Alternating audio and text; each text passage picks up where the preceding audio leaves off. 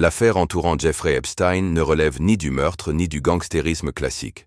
Elle concerne avant tout des abus sexuels, l'exploitation de mineurs et un système de manipulation très structuré.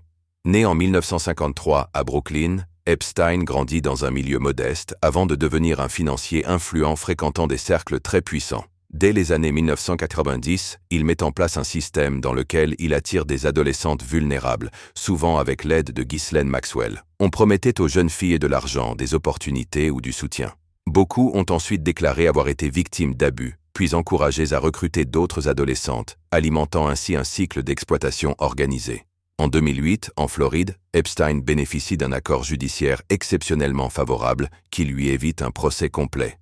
Cet accord deviendra l'un des éléments les plus critiqués de toute l'affaire, notamment parce que les victimes n'avaient pas été informées correctement. En 2019, il est de nouveau arrêté pour trafic sexuel de mineurs à grande échelle.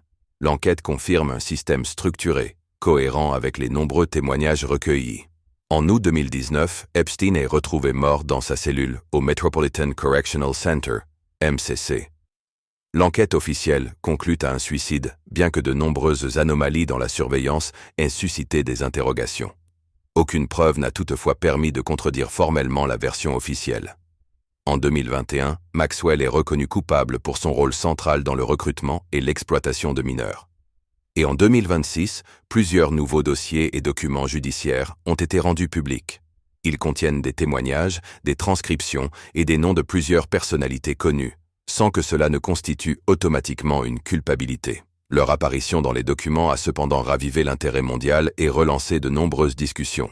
Et vous, qu'est-ce que vous ressentez face à toutes ces révélations récemment dévoilées ?